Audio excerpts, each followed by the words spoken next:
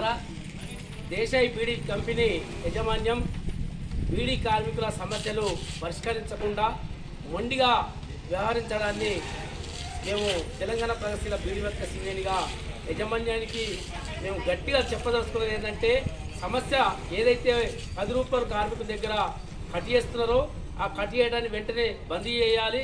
ఇప్పటిదాకా కట్ చేసినటువంటి డబ్బులు కార్మికులకు చెల్లించాలి.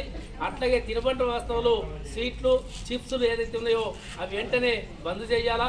కార్మికులకు నాణ్యమైనటువంటి ఆకు, తంబాకు, దారం సరిపడేంత ఇవ్వాలని చెప్పేసి డిమాండ్ చేస్తూ తెలంగాణ ప్రగతిశీల బీడీ వర్కర్స్ యూనియన్గా ఏదైతే ఆందోళన చేస్తున్నామో దాన్ని వెంటనే న్యాయమైనటువంటి సమస్య కాబట్టి ఆ సమస్యను పరిష్కరించాలని చెప్పేసి దేశీయ బీడీ కంపెనీ యాజమాన్యాన్ని డిమాండ్ చేస్తున్నాం.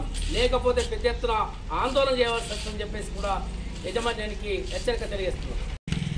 అందరికీ నమస్కారాలు. ఈరోజు దేశాయి బజార్కు సంబంధించిన యాజమాన్యము కార్మికులను నిలువెల్ల దోపిడీ చేస్తుంది. అది మేము 2 నెలల నుండి పోరాటం చేస్తున్నాము.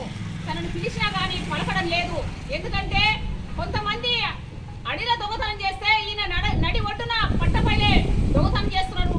యాజమాన్యము అజారుకు 10 రూపాయలు కూలి తప్పిస్తున్నారు. అది చట్టంలో అమలైంది.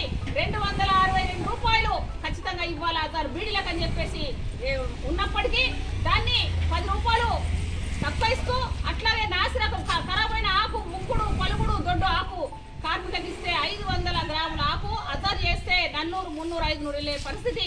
అట్లాగే తినే బండారాలు కూడా ఇలా కార్మికుల మీద ఒత్తిడి తీసుకొచ్చి మీరు ఖచ్చితంగా కొనవాలని చెప్పేసి ఒత్తిడి తీసుకొస్తున్నారు. నేను ఎక్కడ కూడా తక్కువ చేస్తలేనని చెప్తున్నాడు. అయ్యా బాబు, నువ్వు టేకదారులను బెదిరిస్తే, టేకదారు కార్మికులను బెదిరిస్తే ఇది కరెక్ట్ కాదు. కార్మికులు భయపడుతున్నారు, టేకదారులు భయపడుతున్నారు. ఇది మారుకుంటే మంచిదని చెప్పేసి మేము కోరుతున్నాము. తెలంగాణ ప్రగతిశీల నుండి డిమాండ్ చేస్తున్నాము. మీరు ఒకవేళ ఈ చర్చలకు రాకపోతే